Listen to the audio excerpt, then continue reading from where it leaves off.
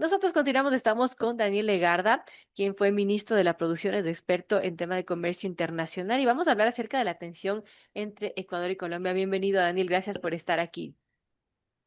Hola Verónica y Andrés, muchas gracias por la invitación. Buenos días a su audiencia y excelente semana. Igualmente, Daniel. Bueno, tenemos esta coyuntura en la relación entre, lamentablemente, Ecuador y Colombia, dos países vecinos con mucha trayectoria de buenas relaciones. Ahora atraviesan, quizás en este punto, en abril, en este mes, el punto más crítico en años, caracterizado por una severa guerra comercial que le estamos viviendo, tensiones diplomáticas. Recordemos que recientemente el Ecuador impuso aranceles de hasta el 100% a productos colombianos, provocando represalias y retiro de los embajadores en medio de cruces entre ambos presidentes, Noboa y Petro. Si bien Petro ha modulado esta decisión de otro arancel de 100% a los productos ecuatorianos, ha dicho, bueno, los esenciales van a entrar con 0%. En todo caso, esta guerra comercial se dio, recordemos, primero con un arancel de 30%, que luego subió a 50% en marzo, y hoy lo vemos al 100% a todos los productos. Es decir, ya no habrá un intercambio comercial entre Colombia y Ecuador porque quién va a comprar productos al doble de precio. Así que estas tensiones diplomáticas también se han dado y ha llegado al punto en que se llama consulta a los dos embajadores, ¿no? De Ecuador y Colombia, con consecuencias económicas que también se están viendo porque, bueno, aunque el Ecuador reportó un superávit comercial de 62,9 millones, marcando un hito tras más de 25 años, lo cierto es que la situación en frontera es crítica en Tulcán.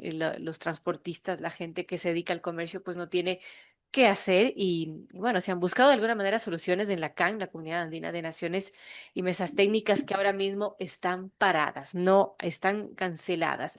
¿Cómo vemos toda esta situación, Daniel? La última decisión de Petro también llamó la atención, ¿no? Porque de alguna manera ha tenido esa sensibilidad con los productos ecuatorianos que a su criterio son esenciales. ¿Cómo vemos todo esto? ¿En qué puede terminar todo esto? Porque quizás estamos viendo el peor escenario que se hubiese imaginado uno, ¿no? Bienvenido. El peor de los peores, Verónica, que no se lo planteaba inicialmente o estaba muy lejano y con muy baja probabilidad y que hoy día toma mayor relevancia, que es la propia subsistencia de la CAN. Voy hacia allá todo esto con la explicación. El 30% inicial de tasa de seguridad ya era una restricción bastante elevada. Con el 50% yo califiqué esto equivalente a un embargo económico y pasar del 50 al 100 es una ratificación de ese embargo y cierra cualquier ventana que habría podido existir de todas maneras con esa tasa. Dicho esto, el impacto económico de pasar de 50 al 100 no va a ser tanto más porque ya 50 era bastante lo suficientemente restrictivo como para llevar casi todo el comercio a cero. Pero es una medida eminentemente política que en cambio sí pone en riesgo incluso la propia estabilidad de la Comunidad Andina de Naciones, Verónica, y todo lo que eso implica, el temor y la incertidumbre y por lo tanto la duda que genera ahora este nuevo planteamiento es qué va a pasar hacia adelante porque no vemos una salida diplomática técnica al respecto, ni política, porque la política está actuando, digamos, al revés en este sentido, en contra de los intereses por los dos lados de la frontera, y vemos que esto pues pone en riesgo ese escenario, por eso vale la pena alertarlo, vale la pena ponerlo de manifiesto, ¿no es cierto?, para contribuir en el debate de una manera responsable, técnica, sobre lo que puede estar hacia adelante afectando. Decíamos, esto pone en riesgo la propia subsistencia de la Comunidad Andina de Naciones y para la gente que nos escucha, algunos de los beneficios no son solamente libre comercio en la CAN que permite que exportemos sin aranceles o importemos sin aranceles, sino detalles como, por ejemplo, por qué podemos viajar a Colombia, Perú, a Bolivia solamente con la cédula de identidad. Eso es parte de los acuerdos de la Comunidad Andina que están detrás. Sí, y es un entramado mucho más amplio en ese sentido, ¿no? Es una integración que ha costado casi 60 años, imperfecta, pero que finalmente tiene sus cosas positivas también allí que se han logrado avanzar y que son un patrimonio que hoy día con todo este tema se pone en riesgo, Verónica. Ese es un pantallazo general del contexto. Vamos a ir desenredándolo seguramente un poco más con las preguntas que ustedes puedan tener. Daniel, me preocupa el tema de la CAN, lo dijo también Petro en un mensaje en X, decía esto es ya el fin de la Comunidad Andina de Naciones. ¿Por qué? ¿Qué podemos esperar de lo que esté pasando? También de la mediación que intentó hacer la CAN y que, bueno, se suspendió. ¿Cómo vemos todo el desarrollo de estos acontecimientos y por qué podría ser el fin de la Comunidad Andina de Naciones que tiene tantos años de existencia? El mensaje del presidente Petro evidentemente marca también esa fuerte incertidumbre o ese peor escenario al que nos hemos referido, pero no solo eso, sino también lo que está por delante en los hitos que se deben cumplir un poco en todo este entramado. A finales de este mes me refiero sobre todo a la demanda de Colombia ante la Secretaría General de la Comunidad Andina, de la tasa de seguridad. Colombia demandó esta medida ante la CAN, que es un procedimiento que está ahí establecido, y el tiempo para la resolución se vence hacia finales de este mes, máximo inicios de mayo. Es decir, que en los últimos días del mes de abril o en los primeros días del mes de mayo vamos a tener una resolución de la comunidad andina que lo más probable, Verónica, es que mencione que la medida aplicada por Ecuador, la tasa de seguridad, es contraria al régimen comunitario, puntualmente los artículos 72 y 73 del Acuerdo de Cartagena, porque ya ha pasado antes, Claro. ¿no? Entonces, en este eventual escenario, que tiene una altísima probabilidad de suceder en las fechas que yo he mencionado, la pregunta que me surge a mí, que le surge a las empresas, que surge a todos los analistas y demás es, ¿cuál va a ser la reacción del gobierno de Ecuador respecto a esta resolución? ¿Va a aceptar los términos de esa resolución? ¿Va a aceptar desmontar la medida o por el contrario, en función de todo lo que estamos viendo y de las decisiones más políticas, es que pone en cuestionamiento incluso la propia estabilidad de la CAN y de la Secretaría General, ¿no? Lo planteo a manera de duda, pero esa es la incertidumbre que se genera ahora y que puede poner mayor presión sobre esa estabilidad de la comunidad andina y de su futuro inclusive. Ya no estamos hablando solo del comercio con Colombia, por lo tanto, sino de este comercio más amplio, más subregional, que para el caso de Ecuador suma 5.000 millones de dólares, incluyendo el comercio con Perú y incluyendo el comercio con Bolivia también. Entonces, es la incertidumbre que se genera, es ese daño económico que ya se está generando, pero que puede ser inclusive aún mayor en caso de llegar a esos escenarios, Verónica. Y es por esta razón el planteamiento que yo y varias otras personas, analistas, exministros y demás, han mencionado, es un poco por lo que está en el panorama y también para evitar que eso suceda. Es bueno ponerlo en alerta para que la ciudadanía conozca, para evitar tener que llegar a ese escenario, ¿no? Ahora, hablemos de los efectos que ha tenido esta decisión o esta guerra comercial que empezamos este año con aquello, porque Colombia, usted lo ha mencionado, Daniel, es el tercer mayor mercado de exportaciones no tradicionales y frente a eso, bueno, ¿quién nos queda? Si no le vendemos a Colombia, ¿quién se puede vender? ¿Qué pasa también con los importadores que ya tenían sus proveedores fijos en Colombia y que ahora tendrán que buscar alternativas? Así es, Verónica. El impacto económico, va a haber impacto económico, ya hay de hecho, ¿no? La pregunta es, ¿cuánto se da ese impacto económico? Va a depender un poco de algunas variables, pero de que va a haber impacto negativo, va a haber impacto negativo, eso es innegable. Ahora, no tenemos todavía cifras oficiales. Colombia tiene cifras oficiales de sus exportaciones en el mes de febrero, que cayeron 35% a Ecuador, según cifras oficiales. Todavía no tiene las cifras de importación desde Ecuador y nosotros todavía no tenemos cifras oficiales del Banco Central. Las cifras preliminares muestran que habría una caída igualmente fuerte en importaciones y de alrededor del 18% en exportaciones, pero son preliminares, ¿no? Habrá que ver al final del día las cifras oficiales del Banco Central. Estamos hablando en ese escenario, febrero fue con 30%, así es que seguramente más adelante, hacia marzo, las cifras se deterioran aún más. Y más allá de eso, yo siempre pongo este ejemplo, Verónica, de la característica del intercambio comercial en la CAN y particularmente con Ecuador, con Colombia. Y la razón por la cual no es un comercio que se puede sustituir de la noche a la mañana. Ningún comercio, ningún mercado se puede sustituir de la noche a la mañana. Pero este además tiene otras características particulares.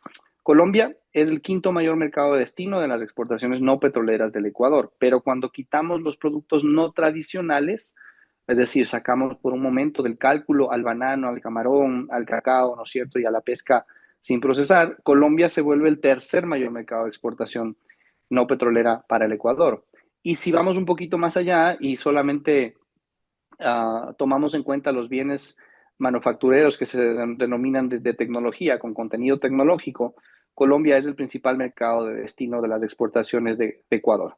Esas características de ese mercado hacen que sea muy difícil poder reemplazar, y lo propio le sucede a Colombia con los productos que envía a Ecuador, en una magnitud distinta, pero que igualmente se da. Entonces, lo que quiero decir con esto es un mercado que tiene ciertas características particulares que no hay en otros mercados, no en ese volumen. Estamos hablando de un país que tiene 40 y pico millones de habitantes también, es un mercado medianamente grande en términos de población. Entonces, vale la pena tenerlo en cuenta y esta es una de las razones por las cuales también es importante pensar en lo que pueda pasar de afectación a esas exportaciones, ¿no? Y de que no es fácil reemplazar los mercados. Eso me lleva también a la reflexión respecto a este tema del déficit comercial o superávit comercial, que es algo polémico que también ha generado debate en los últimos semanas, ¿no es cierto? Y a mí me gusta siempre con números y ser bastante técnico en esto. La razón por la que pasamos de déficit a superávit es porque se desploman las importaciones. Pero no hay nada que rescatar de positivo en eso, digamos, ¿no? El déficit comercial no es una medida objetiva para poder entender o calificar de positiva o negativa la relación comercial con un determinado país. Todos quienes han estado en comercio exterior, todos quienes están en comercio exterior y todos quienes han pasado por la regulación de política pública de comercio exterior saben que el déficit comercial no es por mucho ni la principal ni de las principales variables que se toman en cuenta para definir las políticas públicas en materia comercial, ¿no? Caso contrario, voy a poner simplemente dos ejemplos de esto para que la gente nos entienda, ¿no es cierto? Decimos que hemos pasado de déficit a superávit con Colombia y lo estamos poniendo eso en un contexto de Claro. logro.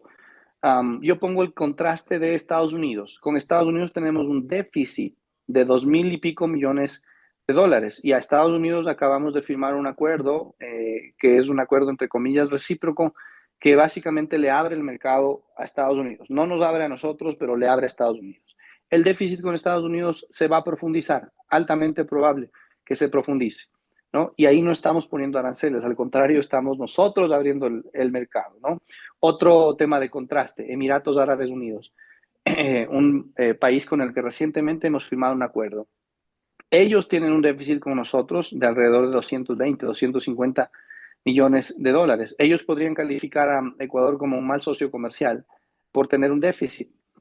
Y no lo están haciendo, al contrario, están firmando un acuerdo, ¿no es cierto? Porque saben que al final del día el compromiso y respeto a las normas en el largo plazo es lo que permite que los negocios se incrementen en ambas vías. Entonces, necesariamente hay que poner esto sobre la información, digamos, hay que dar esto a conocer, porque me parece que eso es contribuir al debate serio que necesita el país para tomar decisiones importantes en este sentido, sin desconocer los desafíos que existen en materia de seguridad. Quiero ser también enfático en eso, Verónica. Muy importante este diálogo con Daniel Legarda, quien fue ministro de la Producción. Hablamos de la tensión comercial entre Ecuador y Colombia y todas las consecuencias que estamos ya viéndolas.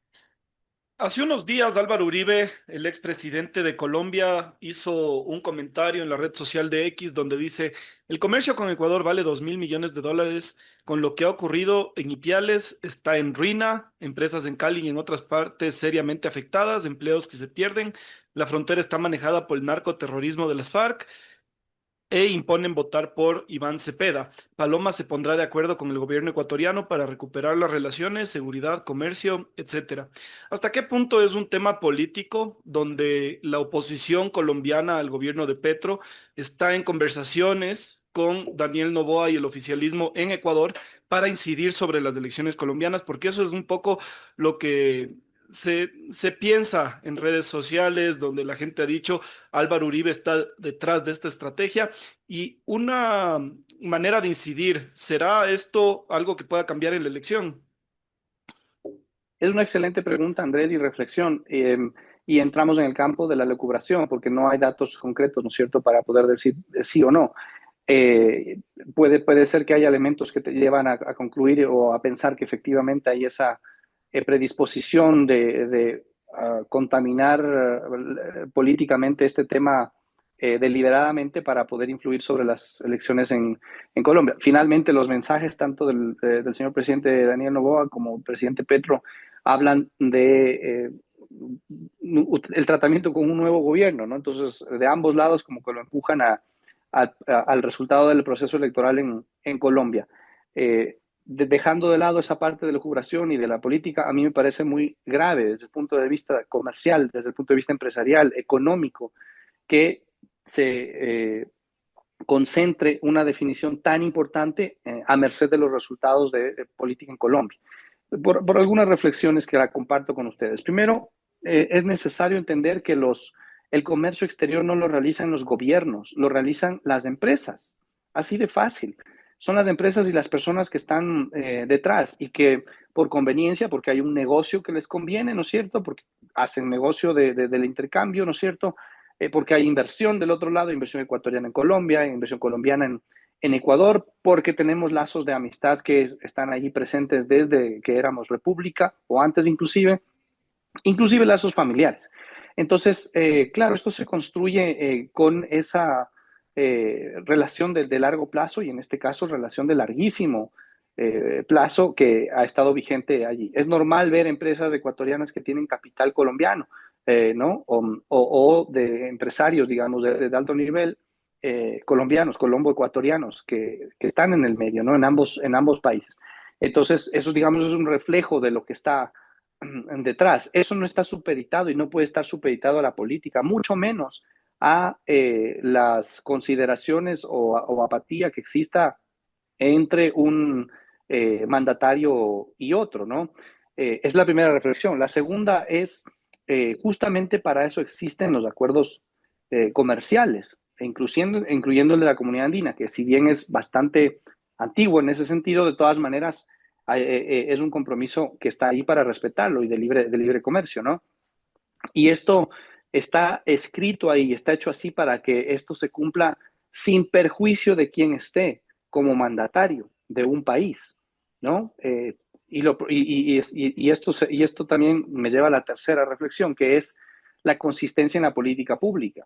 Si es que estamos hablando de abrir el país, ¿no es cierto?, de posicionar el mensaje, porque eso hacen las autoridades de gobierno, el señor presidente, la canciller, el propio ministro de Producción, en sus viajes al exterior posicionan el mensaje de que Ecuador es un país que respeta las normas, ¿no es cierto?, de que se está abriendo, continúa abriéndose al mundo, y ese mensaje es correcto, va en la línea adecuada. Pero cuando decimos en esta bandera sí, con esta bandera no, con este presidente sí o con este presidente no, hay una contradicción en el mensaje, hay una contradicción que le llega al inversionista también y que evidentemente se muestra en esta falta de consistencia de la política pública. Al final del día, insisto, estamos afectando el comercio formal, el comercio construido durante muchos años entre Ecuador y Colombia, y yendo al tema de seguridad, creo que no se necesita ser un experto en seguridad para saber que esto al menos no contribuye a los objetivos de seguridad si es que no los está incluso alimentando a estas cadenas y a estas economías informales, ¿no? Vi al final de la anterior semana un comunicado de la Asociación de Transportistas Andinatic, Asociación de Transportistas de la Comunidad Andina, que están enmarcados igualmente en el régimen comunitario. Ellos conocen más que nadie, digamos, dónde están los pasos formales y los pasos informales.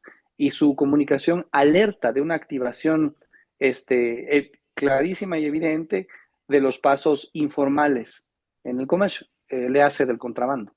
Ahora, la política ecuatoriana de cara a las seccionales, ¿se ha fortalecido el gobierno con esta decisión? Yo he visto muchas opiniones de ciudadanos, no es mi caso, que dicen, tenemos que reforzar la frontera, esto es una medida de presión, tal vez no nos gusta que haya algunos temas que se incrementen aquí en el Ecuador, sin embargo, es una medida justa por parte del presidente. Además, sabemos que hay una opinión pública que requiere un presidente de mano fuerte, decisiones firmes, es decir, puede ser que Daniel Noboa haya tomado esta decisión analizando muy bien a su electorado, y antes de actuar, sabido bien qué va a hacer.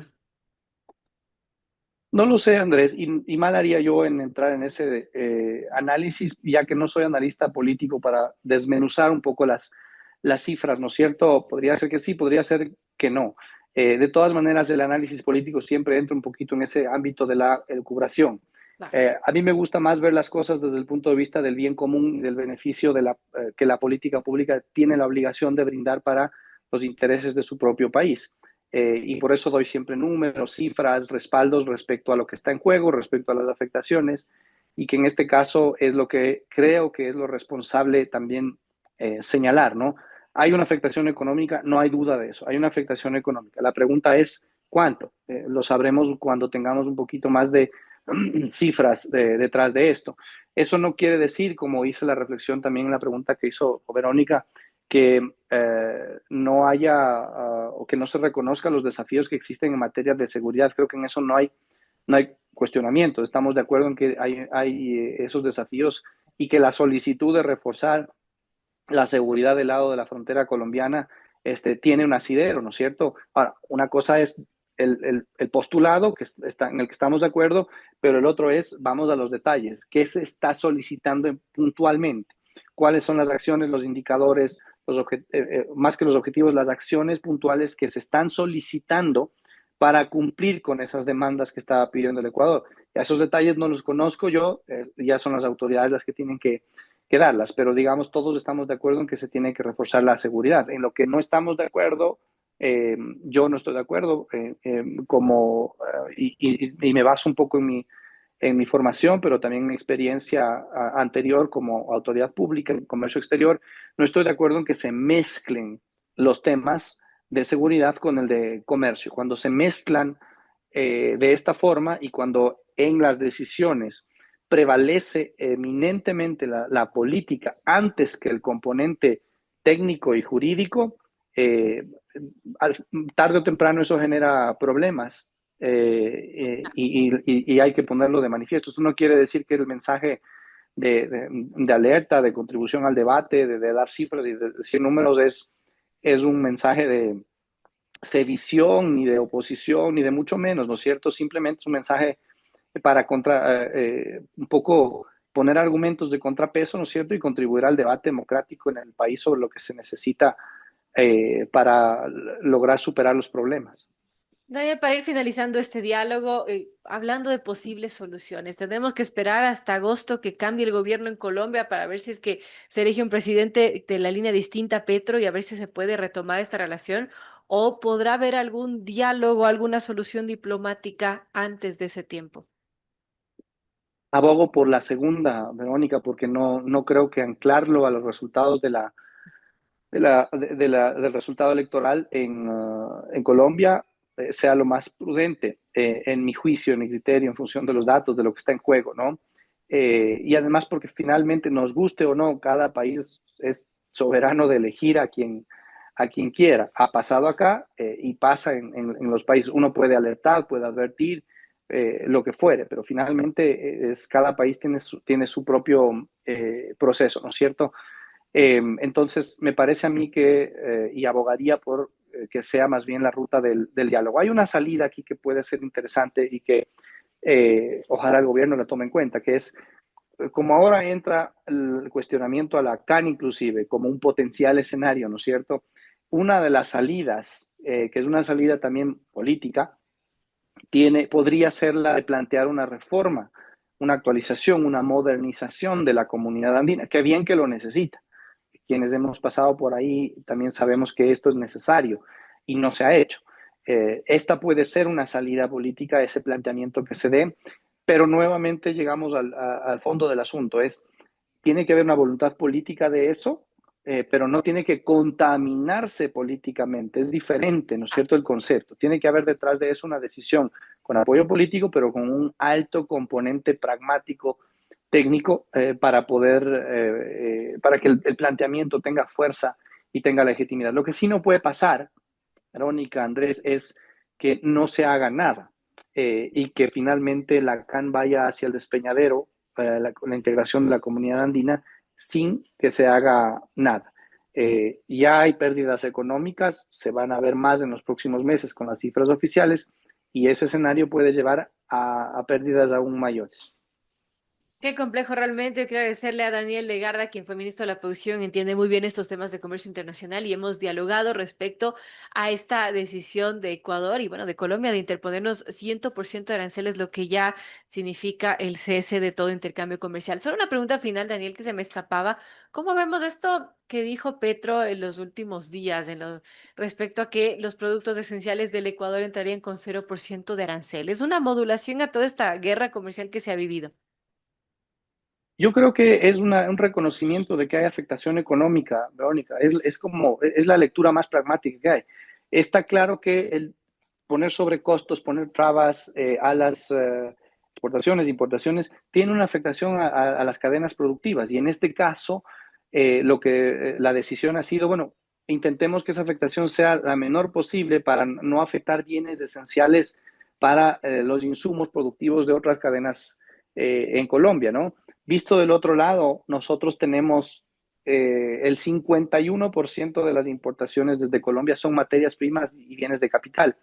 Y no sería una decisión descabellada, sería una decisión buena, de hecho, y que se puede leer también como un desescalamiento el excepcionar, el excluir a Claro. algunos de estos productos de esta eventual medida, ¿no? Pero al final del día es eso, es un reconocimiento de que efectivamente existe una afectación económica y en el caso de Colombia, pues están decidiendo reducir esa afectación económica para algunas cadenas clave.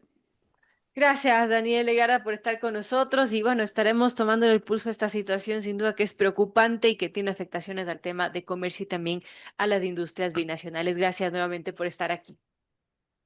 Siempre un gusto, cordiales saludos.